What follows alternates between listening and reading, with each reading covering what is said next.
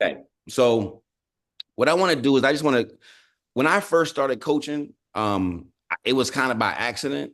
I was just at Jelani's practice. We were trying to find a team for Jelani. Had a chance to meet this gentleman who I thought was a real cool dude, and we came to onto the team. I liked what they were doing in practice, and I just kind of was watching. And then after one of the practices, Coach Tony was like, "Man, you want to help me coach?" And I was all in because I was sitting there probably itching on the sideline, like we should do this, we should do that.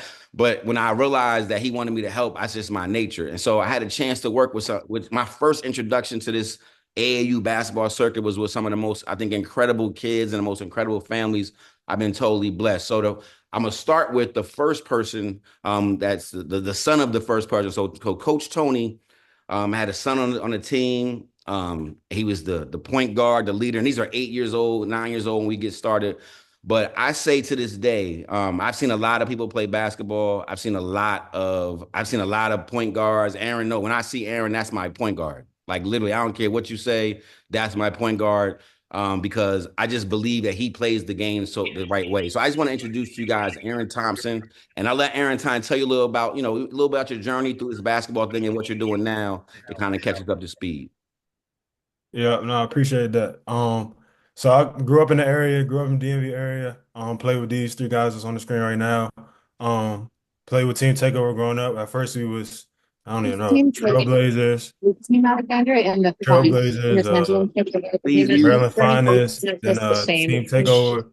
A ton of different teams, but all stayed together pretty much throughout our like amateur careers.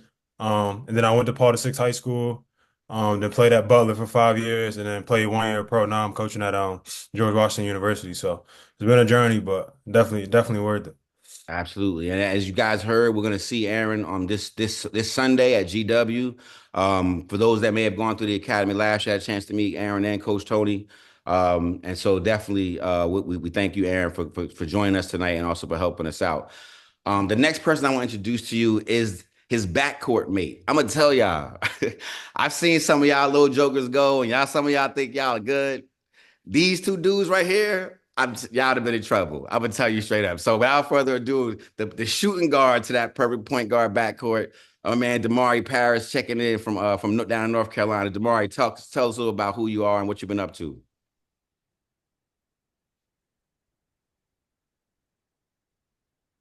My bad. I had to get the mic working. Appreciate you having me on. It's been a minute, man. It's always love. Indeed, Appreciate you. indeed. So like you said, man, me and Aaron, we was tough, man. I tell guys all the time, we was tough, but the reason we was tough is just because of how we was raised. We battled every day. We battled against each other every day. We went to war every day in practice. So that led to the games. We was brothers. So at the end, with brothers, you go at it in practice, but after practice is love. So just because you got a friend, don't mean y'all cool on the court. You gotta compete. You gotta make each other better, push each other every day to be the best that y'all could be. And that's what we did. And when we went to the court, we put on a show.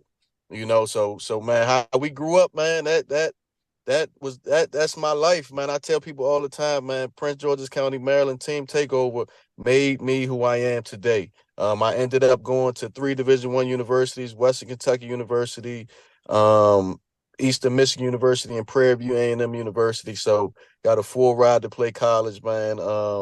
I'm now I got my own training business, Bout a Bucket Training. I own it. I got my own prep school, Paris Prep Academy, and I am a business teacher right now. So I'm giving back, man. I love what I do. I love the kids, but everything I do and all the adversity that I go through, man, is what gets me through is how I was raised, how I came up, how we was brought up by, Coach Kyle and Coach Tony and Coach Everett. That's us, man. That's who we are. Absolutely. I'm telling y'all, as you started talking, I was sitting here. I'm gonna tell you, we've showed some of the kids the defense. When we used to get in X on people, it was a wrap, yo.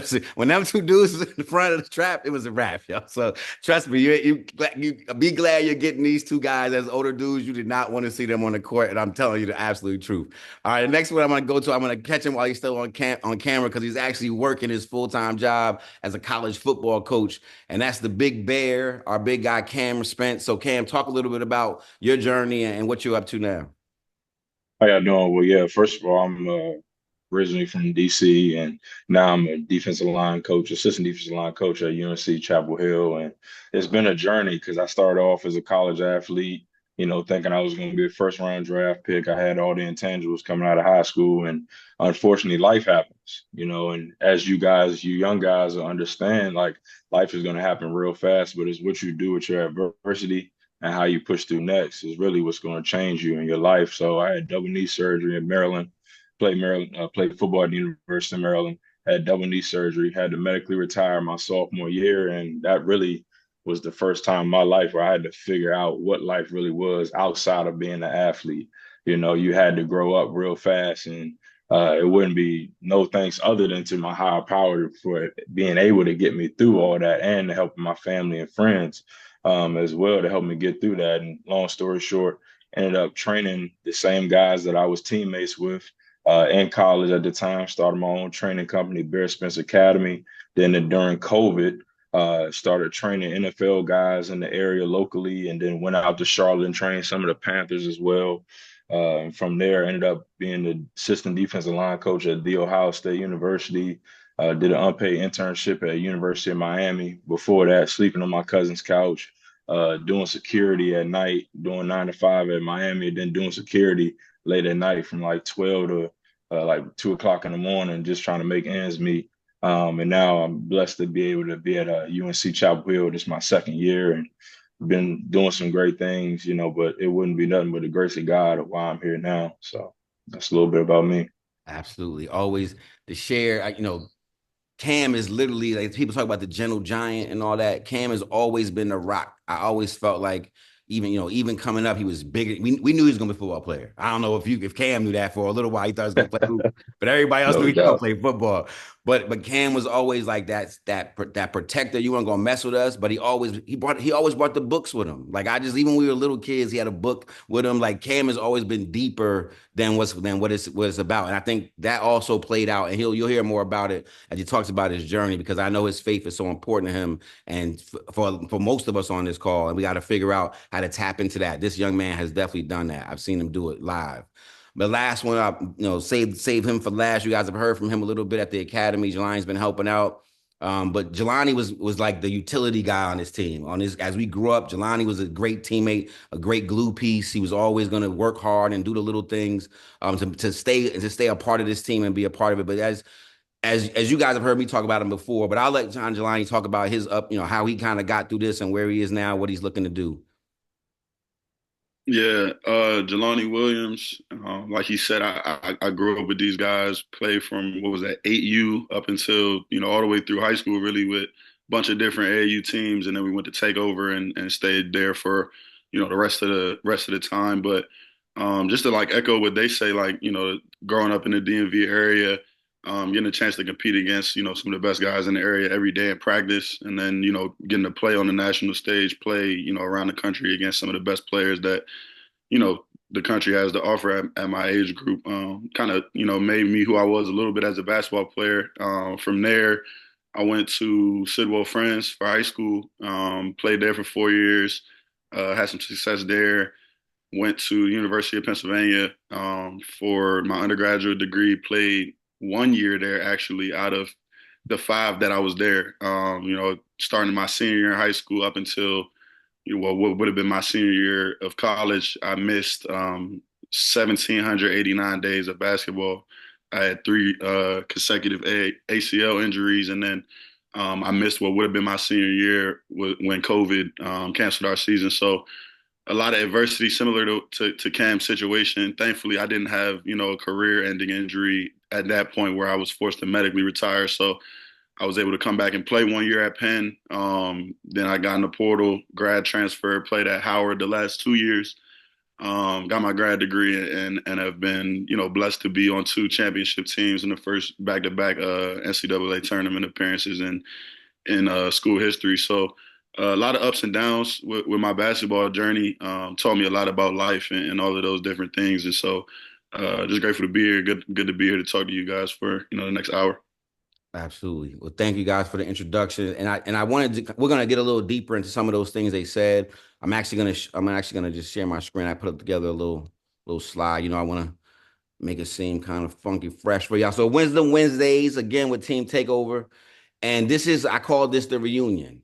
It's a Team Takeover Grad. So when these guys started, we weren't even Team Takeover. As Aaron said, or somebody said, we were like Mitchellville Trailblazers, the DC Blue Devils, the Maryland. We were all kinds of stuff till we got to sixth grade. But we were a team, and we were a family even before we understood what Takeover Family was about. So this is the reunion conversation. What I want to do is I want to tap a little bit deeper into this. Aaron, I apologize for the picture, but I had already made this a long time ago. But what I want to do is I want to share with you. I'm going to show you something. I made a link to each one of these young men who I've known for a long time, and I want them to kind of drill down on a point that I think I just associate with them. So when I look at Aaron, so I don't know if you still hold this record, Aaron. I don't know if anybody's passed it recently, but I remember when this day hit. And for those of y'all that know, Paul VI is one of the top programs in the country, been a long time powerhouse. And when this young man became the all-time winningest player at PVI, I knew it was like, that made perfect sense to me, right? And what I mean is that Aaron has always been the type of, I'm going to give you this, guys, because I want you to understand something. The reason why I say Aaron is my point guard is because I've seen Aaron makes mistakes. Aaron will turn the ball over. He doesn't have the greatest shot. But if Aaron turned the ball over, I don't care if he's 8 years old, 10 years old, 12. If you made him turn the ball over, you were not getting back up the court. Like if he turned the ball over, we used to get upset. Like, oh, Aaron, that finally, I'm like, yo, just watch, because he's gonna get it. When I say get it back, he's gonna get it right back. Like he hates to lose so much that even possession by possession. So, Aaron, I want you to first talk a little bit about where you got that from. I know maybe from your brother having to compete. I don't know, but where did you get this? You didn't talk a lot of trash. Aaron didn't have no arm sleeves. Like he just was going to show up and lock you down. So what is it about this competition that made you such a winner? I mean, I don't know how to put it any other way. Yeah. I mean, you kind of hit it right there. I used to lose a lot in the house. My brother and my dad used to lose a lot around the house. So I didn't feel excited to take my anger out on somebody else. But I mean, I guess just coming up, man, like kind of to Damari's point, like those practices that we had, like the competitive nature that we had in those practices, like the intensity, all the stuff we brought to that practice, you had no choice but to like come out on the basketball, to come out in the games and like come to compete. Because it was like you didn't come to compete, you was going to be the odd man out, and it was like you won't want to let your brothers down. And it's for me, like I probably spent the night at all three of these dudes' house multiple times growing up, and like I don't want to let them down. So like I called them my brothers, and it's like if I was to go up and not show up for them, like I would feel like I'd be letting them down. They would look at me like, "Oh man, you ain't show up tonight. Like you let us down." Like, and that wasn't a good feeling for me. And then just taking pride in the responsibility you have as a point guard. Like, I feel like as a point guard, like your role is to not turn the ball over. So even up to when I was playing in college and playing pro, like I can remember times where like my coach would look at me, would turn the ball over, and I'd be like, I'm gonna get it back. And literally like next possession, like we end up with the ball. And like I told you, like so like just having that pride in yourself to like no, I'm gonna take care of the basketball and having pride in something like on the court, because everything can't matter, but something gotta matter to you. And like some of those things like matter a lot to me growing up for sure. I love everything that you said. I wrote down here when you say you didn't want to let people down. And I think that is first, a lot of people play for ourselves. Like anybody can get out there. I'm gonna try to get my buckets. I'm gonna try to do this. And it's easy to play for yourself. It is. It is. But what you said, and it was true. And I know the guys probably felt that. Like we literally depended on you. You know what I'm saying? Not to always make the play, but to always keep us competitive. I always felt like if you were there, you were going to compete, you were going to drive it. And I think your teammates will say that. I mean, that was the thing about dealing with you. And I think that's what really led the team. And I think for all the young people listening, I want y'all to understand that, when you have the first mentality that you're going to hold yourself to a level of excellence, you don't need your parents telling you what to do. You don't need somebody telling you to get some shots up or to do the extra stuff or to when you decide that I'm going to be on this court, I'm going to do the best job I can, and you get motivated to do it yourself, that's how you end up with a pro career. And that's just real simple, man. You want to add something, Aaron? Yeah. And to that point, like I always pride myself on like being a leader of the team and kind of trying to rally my guys around. And these guys could tell you I always wasn't the best leader, like or yelling at them, screaming at them, even when I was doing stuff wrong. But like to be able to do that, like I felt like I always had to be the best version of myself if I wanted to be the leader. I always had to bring my game for them to be able to respond. Because if I didn't bring my game, like how would I look yelling at them or telling them like, hey, I need you today? Like, so I had to bring my A game so that I could hold them accountable and be like, hey, like I need you to raise your level to the level I'm at. Like, so Absolutely, absolutely. We're gonna get back to and remember, anyone has any questions, feel free to drop them in the chat. If you don't forget, we're gonna have time for Q&A at the end. I just want to get a little touch points with everybody going. So Jelani, let me see.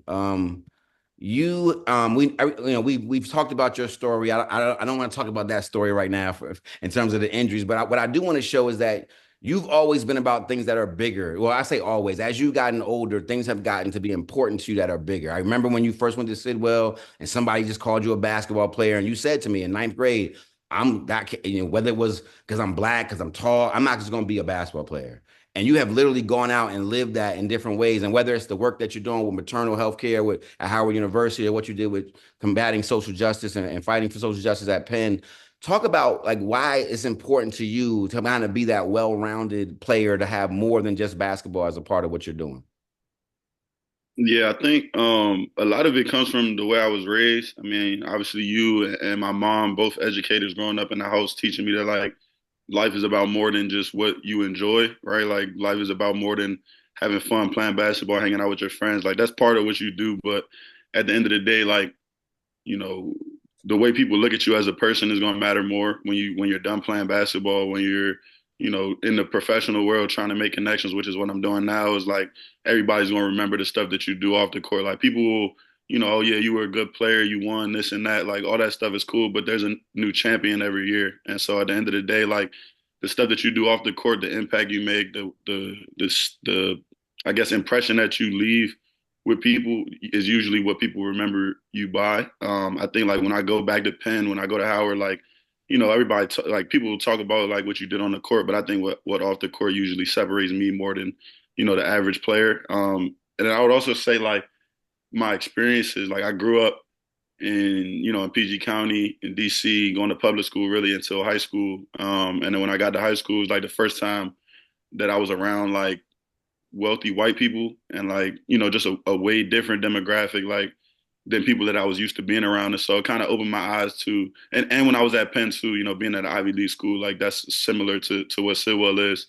And so I guess I just kind of looked at the world differently at that point. You kind of understand like, okay, there's a lot more at play and there's a lot more to the world than just basketball, than just, being a kid and moving around. So I guess, as I learned more and as I was exposed to more and I got into spaces where, I had a platform and I had opportunity to create change, like that was sort of what I took with me. And it started at Penn.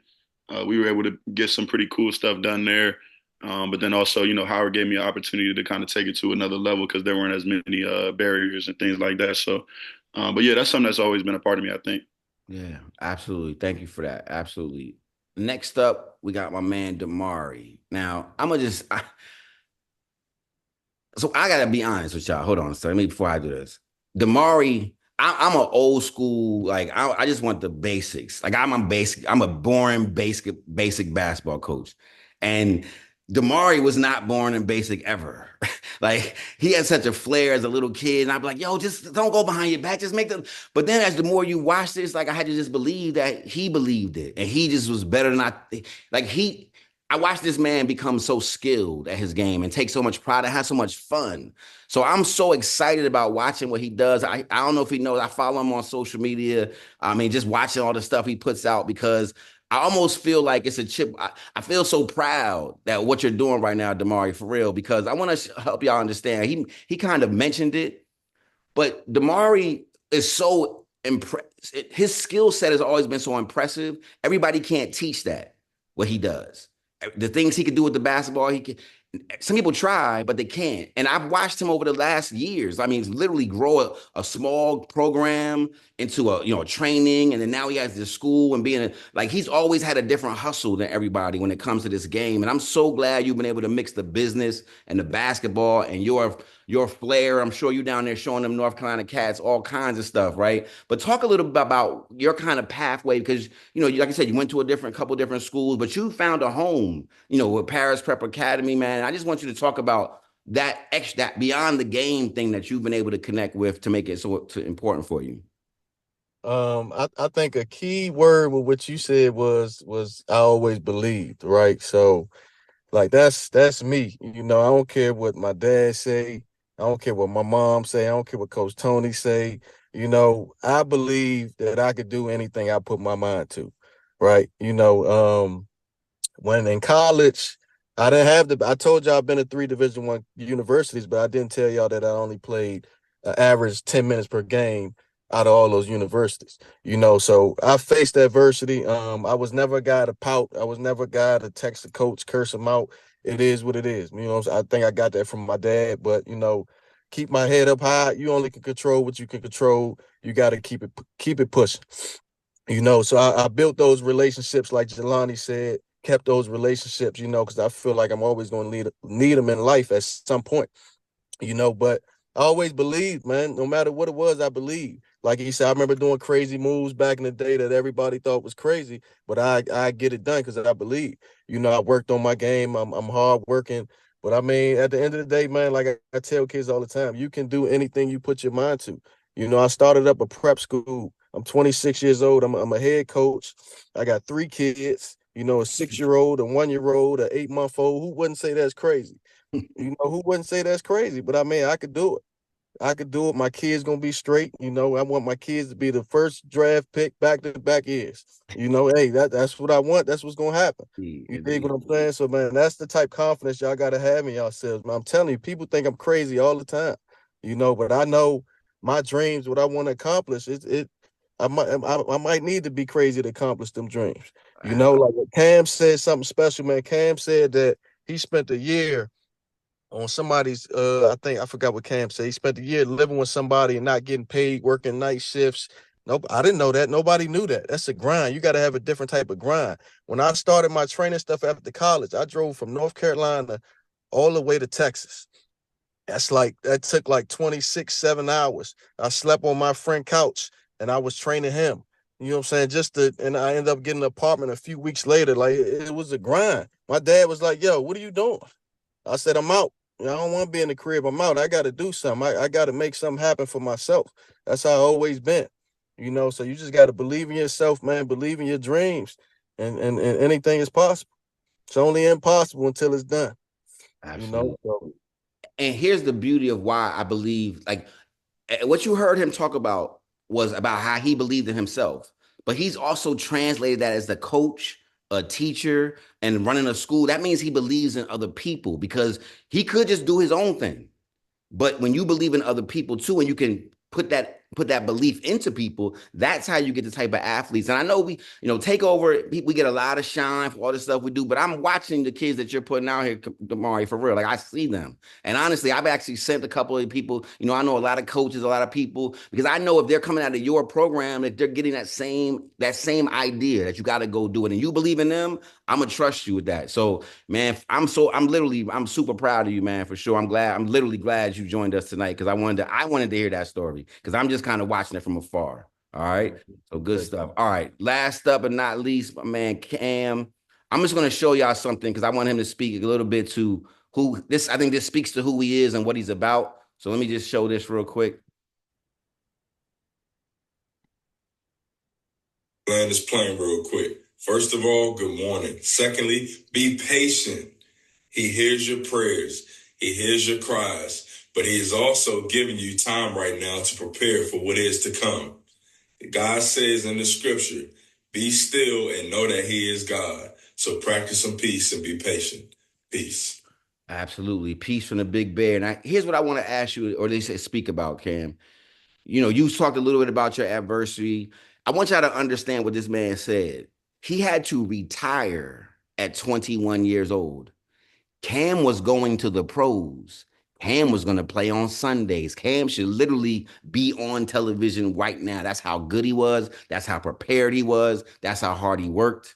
And he had to retire at 21 years old. And I know how hard it was. I remember talking to his dad, his mom when it first happened. Like, it was devastating. But he can get on Instagram and drop stuff like that for other people. Cam, talk about how just your spirit and your faith has always been what has carried you through all this. Because again, the game is the game, but you've always had a secret weapon and a secret power. Talk a little bit about that, please. Yeah, I mean, it just goes back to kind of how I was raised, just like everybody else in this chat was raised by great parents, you know what I mean? And they introduced me to, God at an early age. I grew up in a church school, from the Heart Church Ministries, and I just realized from day on, like day one, that, with God, literally anything is possible, like Damari said, you know what I mean? Like anything you put your mind to, you can accomplish, and it's nothing too great. It's nothing that's, no adversity is too of magnitude that you can't get over, that you can't, not overcome. And that's kind of how I've kind of dealt with my mentality, my mindset. Really what I go and live my life on is First Peter 2:9. That's really saying that you're a chosen generation. Like you are the light of the world. You guys are in this chat, are the next generation of leaders, movers, and shakers. And you have to believe that. Like everybody has said in this chat so far, it's all a belief.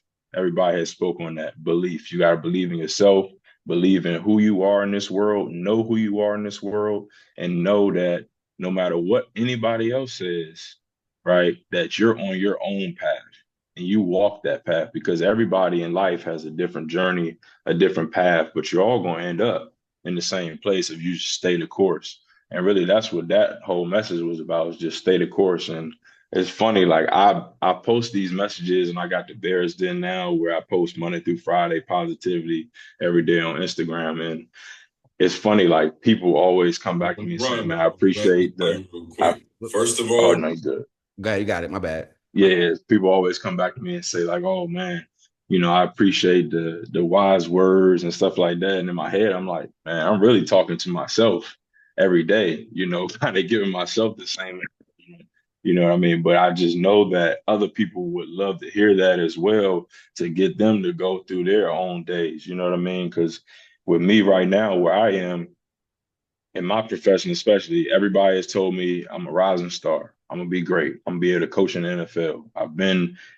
I've interviewed with the Indianapolis Colts this offseason. I did an internship coaching Aaron Donald with the LA Rams. So I've been already to every level of football that you can possibly get to, with the best player arguably in the world in football. You know what I mean? But it's like, man, I'm still sitting here as an assistant for somebody else, but I just got to keep reminding myself every day that you got to stay the course. You got to trust the process. And if you do, God is strategically planning this thing out for you to where once you get it, you're going to be ready and you're just going to take off right there. Absolutely. Absolutely. Listen, those gems just to open up. I know sometimes for the young people, it's like, man, this sounds like it's for the parents. This is kind of over my head. We work with you guys on the skills on the court, but if you get such a head start if you understood some of these lessons, because these guys didn't say this stuff when they were 9, 10 years old, right? And what I want to ask of the four of you, as I want to, well, let me start with this. Let me start with, what's one of your favorite memories? As you guys, I'm thinking of stuff as I see the four of y'all again. But what are some of your favorite memories, whether it's on or off the court, from when the times you all played together? Some from second through sixth, seventh grade, eighth grade. So anyone wants to chime in first? A favorite memory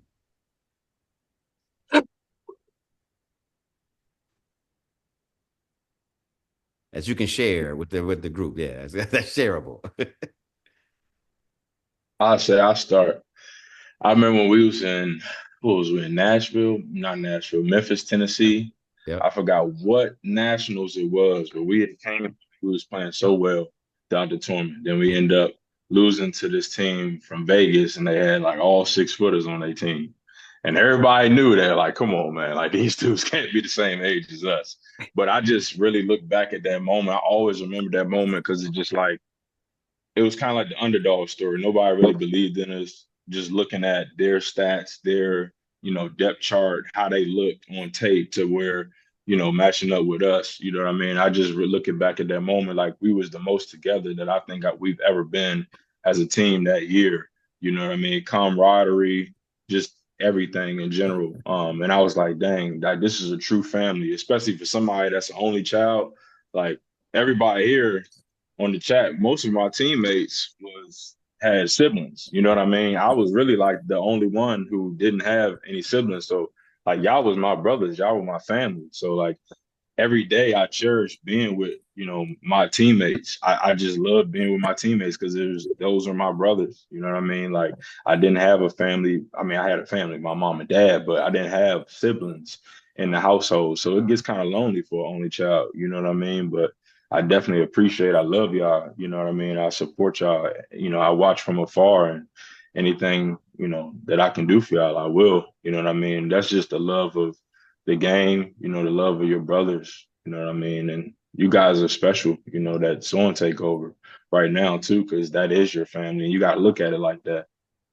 Absolutely. Thanks, Cam. All right. Anybody else? Aaron, Jelani, what you got? Damari? Man, trying to think back on some of the stuff, you realize how old you are. I think we played so many games, like it's hard to say like, okay, this game was my favorite or this tournament or something like that was my favorite. Like I honestly remember more the stuff we did in between games and in between practices and like, like staying at each other's houses and like going out to dinner with the parents and stuff like that. Like those were some of my favorite memories. I remember we had a tournament at Bowie City Gym, and we went to the movies in between the game. We had an early game, and we walk across the bridge, go to the movies, and come back for the later game, and win a championship, whatever. But like the games, honestly, like we played, I don't even know how many games we played a year. So it was like looking back on it now, it's like, okay, yeah, we did some cool stuff. We went to some Final Fours, had some chances to win a national championship, whatever. But I think my favorite memories, honestly, was just being around the guys and kind of to what Cam said, like kind of just building that friendship, a relationship to where now, 20 years later, like I can, pick my phone up and call these dudes whenever, and just catch up. You know what I'm saying? So I think that those are some of my favorite memories. All right, indeed. Aaron, Damari, you got anything you want to add?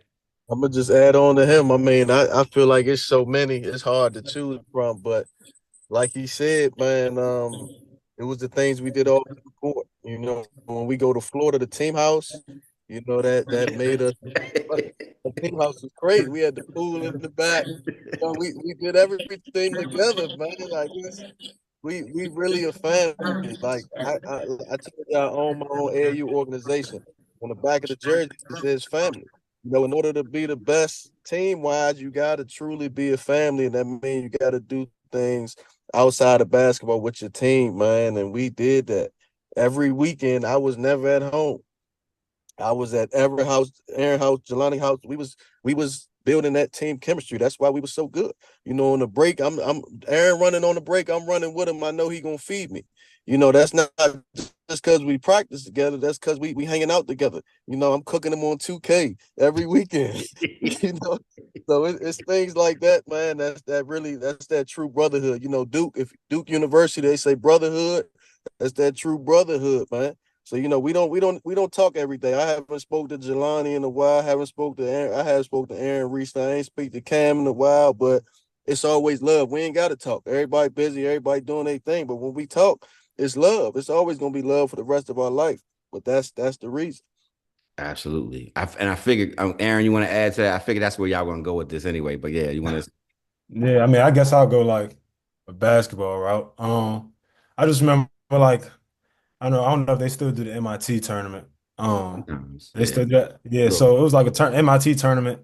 And I felt like that was like our tournament that we like every single year that we should have won. So like I don't know, like I just feel like it was a tournament where every team in the country, best teams in the country, come to DC and they all come play. I just feel like we always took pride in that tournament to come in like, hey, this our home turf and like we not losing. So I felt like that was always like a special time of the year. Like, are we getting ready for this? Like, and we knew it like, all right, this our time to like before nationals, like this our time to like get ready, tune up, and like show everybody when we come to summertime, we not playing with nobody. So like I think that was probably some of my favorite memories. I remember one time like I remember Damari like went off in one of the championship games, got an MVP, but we won.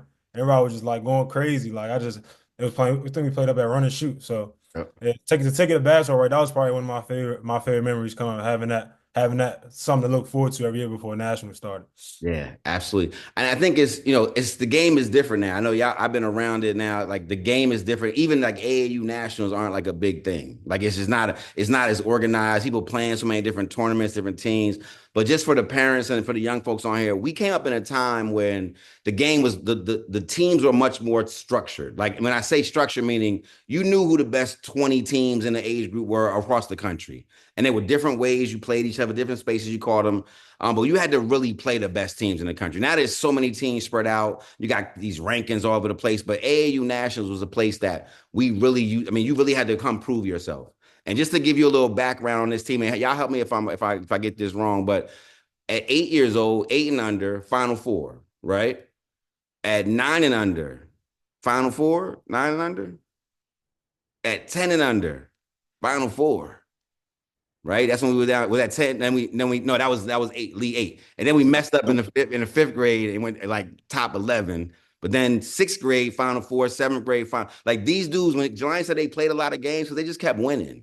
When we went to a tournament, we're playing 5 games because we're getting to the championship. Like that was just the level that they walked in the gym. People know we didn't. Cam was a big dude, but he was a football player. Like we were a bunch of little guards chasing everybody around. And Cam would come in and club a couple people, get a couple of rebounds. But it was like, it was the little guys running around. So we were never the biggest team, but when we showed up, people knew what time it was. And that was because of all the things they said. So what I really wanted you to all to get from that, I'm gonna open it up for some questions in a second. But what I really wanted you to get from that, from this part of the conversation was that this is about basketball, but it's also about so much more. And as we're building these teams, I know we're in the academy, and as we're going to pick the teams coming out of the academy, but you have an opportunity to make memories for a lifetime. And I just want y'all to really understand and appreciate, one, what your parents are doing for you, because every story they talked about, there was a parent that drove them here or flew them here or bought this or paid for this. And so while they're talking about these great memories, there is stuff that goes behind it. So we want to make sure people match that energy when they do that. All right. I want to open up the floor if there's any questions. I know we've been talking for a minute. If anyone has a question, and you can ask it specific as basketball and get that. All right. So I see Jay. You go ahead. You can come off mute and ask it if you want, Jay. Hey, what's going on, guys? Yep. My question was, what kept you connected to basketball when facing these adversities and not being able to play? Because I know sometimes, when you're going through an injury, you lose that passion, you lose that love for it. So what kept you going? Yeah. Actually, before you jump to the injury one, because I know I want to ask Damari real quick, because you mentioned something about, Damari had a career that people, I thought Damari was going to do some incredible things, and Damari had to jump.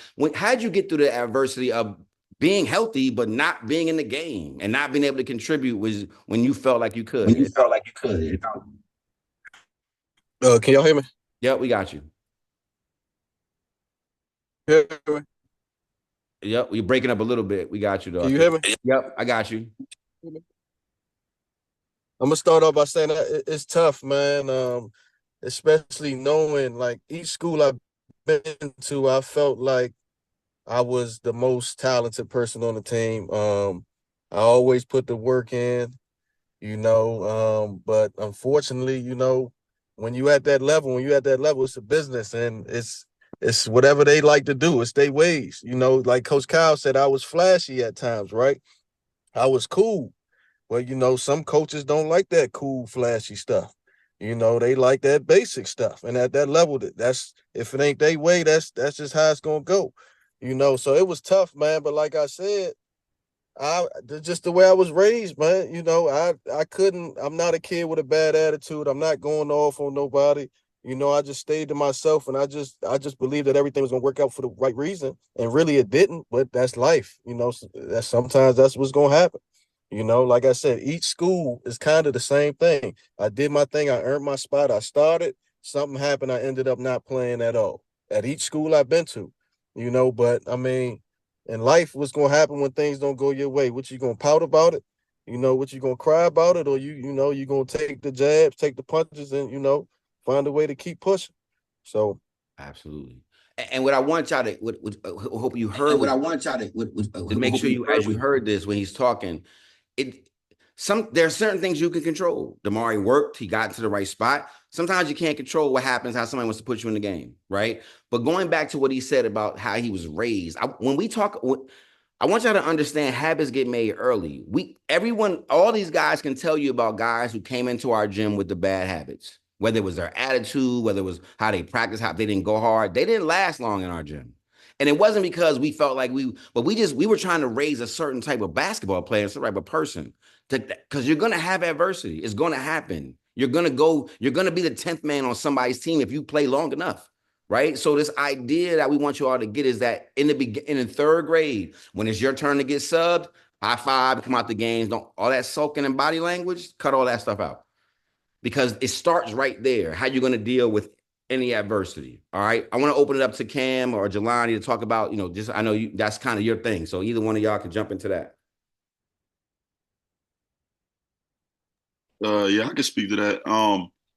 I think for me, like over the course of the time when I was injured, well, one, I had great relationships with my teammates, my coaches. A lot of times, like in basketball, whether you injured, whether you playing, whatever, like ups and downs happen. And so you always got to have like people around you that you can rely on, or else it gets a lot tougher than it needs to be.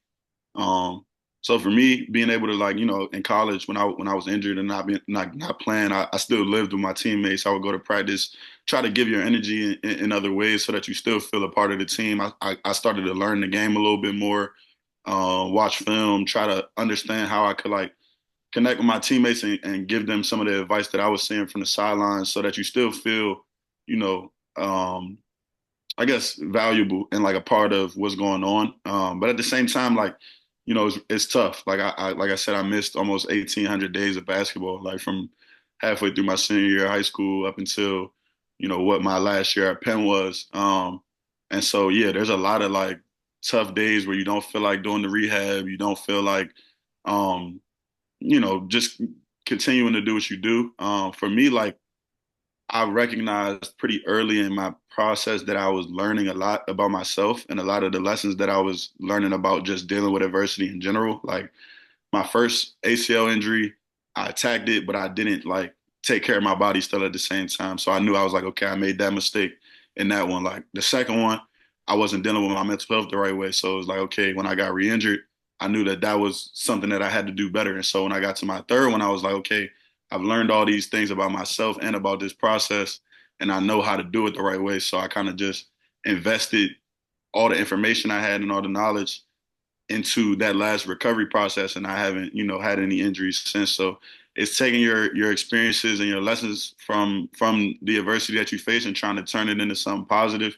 And then it's also like just to be frank, like going to therapy, praying, like talking to God, um, you know, getting mental help. Like I was in a place where like, I love basketball more than anything. And when you that kid, your whole life, when you get to, by the time you get to college, like basketball is essentially your identity if you're playing at the Division I level or really any level. And so like, not having not for, having that for not having that for a not while, having that for a while, it's tough, but tough, but understanding that I had to deal with my mental health, go to therapy, talk to God, like strengthen my relationship with them. That also kept me grounded. So it's a bunch of different things I would say, but I think like relying on your resources is probably how to kind of capture all of that when you're in the space of adversity.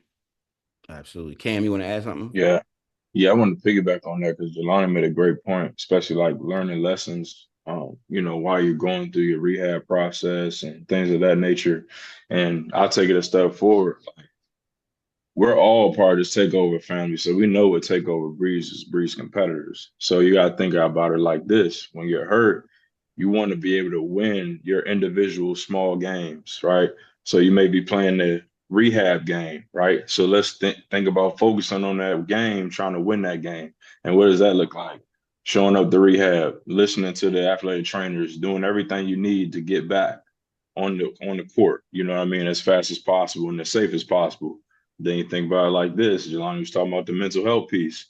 Let's work on other areas of your game, because the game isn't just played on the court. It's also a mental thing too.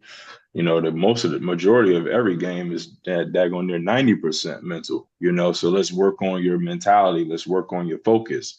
Let's work on your mental toughness. Like, how are you going to be able to handle this adverse moment? Because when you get back on the court, you may be down by 20. Are you going to sulk, or are you going to, rise up to the occasion and be a leader for your team? So you just got to think about it like that too. And that'll kind of breed that excitement too, of being able to get back even though you're not playing right then and there. Absolutely. And the thing is, you're gonna go through it. Like I know Aaron can give you stories. Damari can like you're gonna go through it, right? So the question is, are you gonna prepare for yourself for it? It's part of the game. Like no one gets by without saying that they had to deal with this. A coach, a team, something. It's not gonna work. So how do you keep pushing and get past it?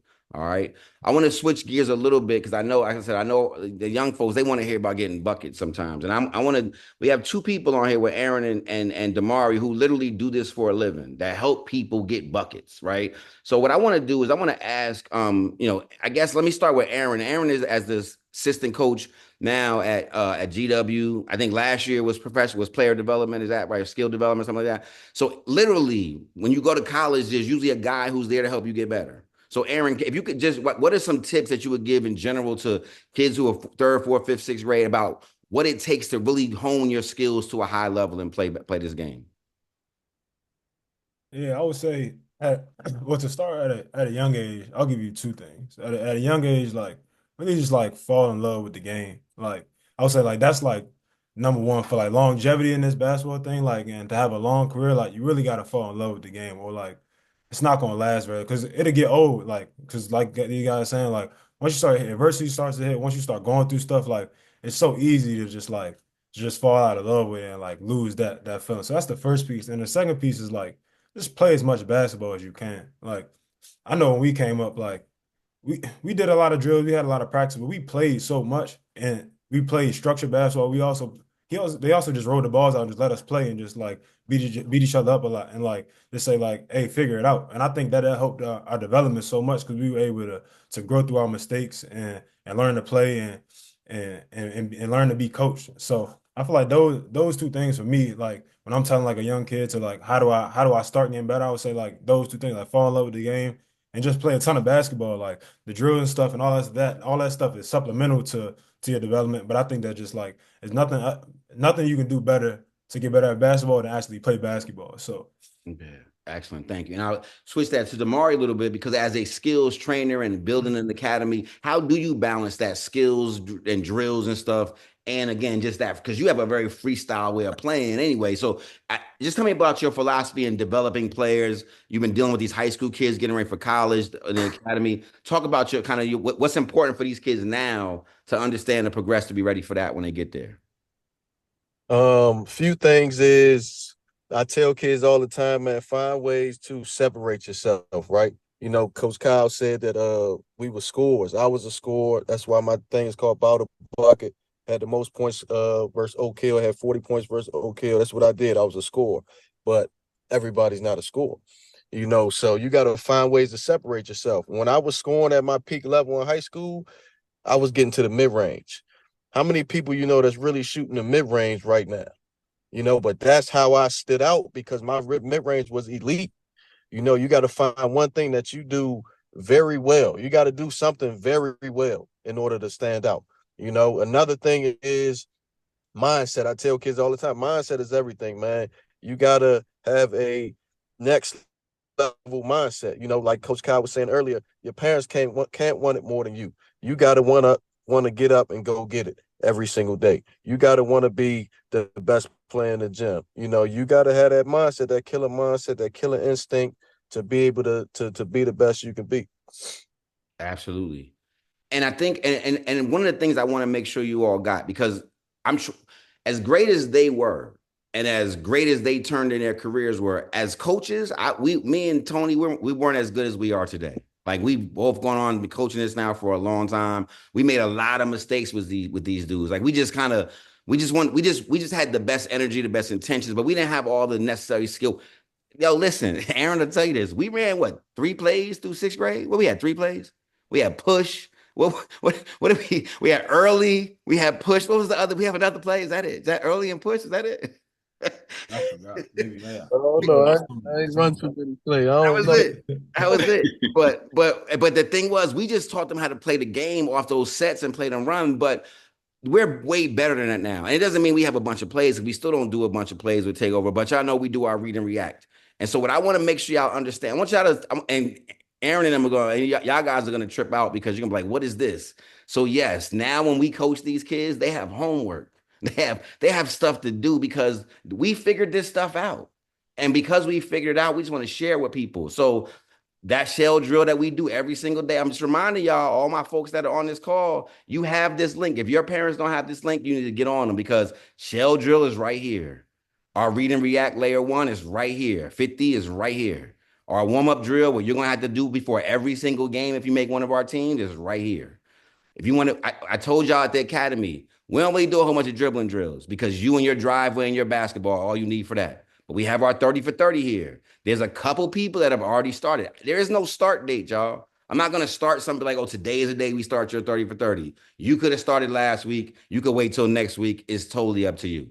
But we have this in place for y'all, different motivation, different things. Well, we're just trying to organize the stuff that we've done, right? And I want to make sure you all know that the reason I wanted to bring these guys on for y'all is to, one, show you that it's possible, like, and then show you that also their journeys are different. We were hoping that we were going to get Jalen on the call. We were hoping we were going to get Sadiq on the call. And those would have been even like two extremes, because Sadiq Bey is a pro. He plays for the Wizards that played with this team. Jalen's career didn't go past high school.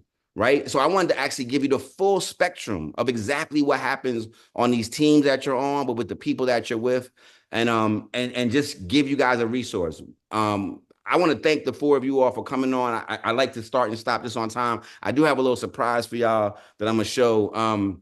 But I just wanted to say, first, I want to ask if there's any other questions, because I know we're coming to the end, but does anyone else have a question? If you want to ask it or put it in the chat, I want to make sure we get that cleared up before I show this last piece, and then we're going to get out of here.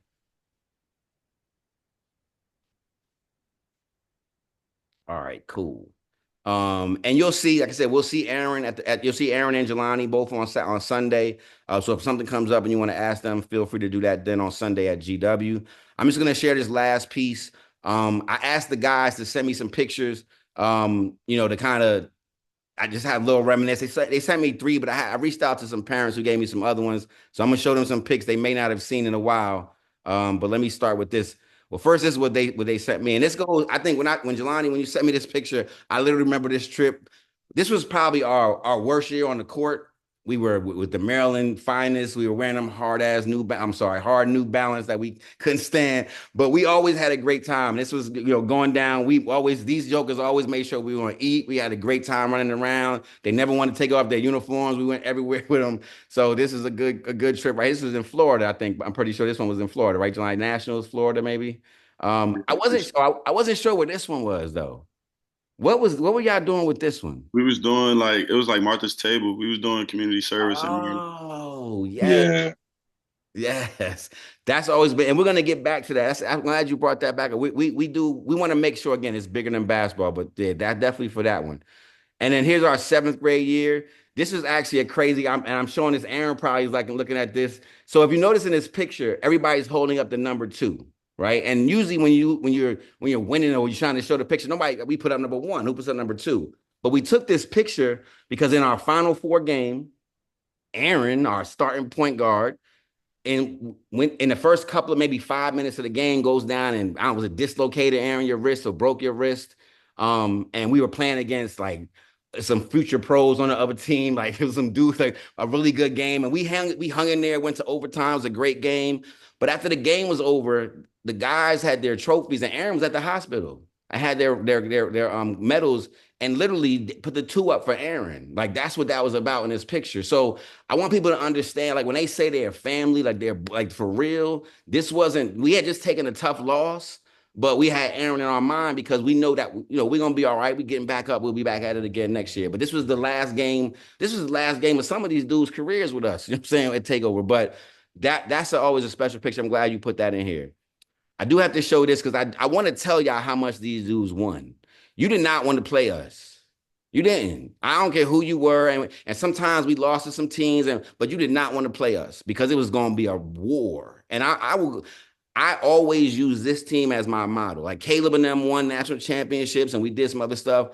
But this team right here, it was every personality on this team. I would literally put them in the gym right now and we would go to war with them because and when you look at this team, pretty much everybody in this picture played college sports except for Jalen, who had a different situation. But I want you to understand that these kids competed at a high level. When I yell at y'all in the gym on a Sunday for shortening a drill or not doing something, because I want y'all to be as tight as these dudes were. And they weren't perfect, But I promise you, we got better every practice. That's one thing I loved about this team. We got better every practice. But I want to share this last piece as we close out, because this is the videos I got. And this one hit me. And y'all know my guys that are on here, to show you how much of a family we are. When I say we're like a family for real, Jalen, who couldn't be with us, that's his little brother, JoJo. You all know my son, Caleb. And they were the little brothers of the program. Like, they literally ran around the gym. And unfortunately, we lost JoJo, I think, in the first or second grade. And I want to say to the parents that hug your children, take care. Like, we miss him dearly because his spirit, right? And so I want to make sure y'all understand that this is a real, I want y'all to just cherish each other, yo. Cherish the moments, because I look at this picture and know what I've memorized and know what I've gone through with my son, and I miss JoJo tremendously.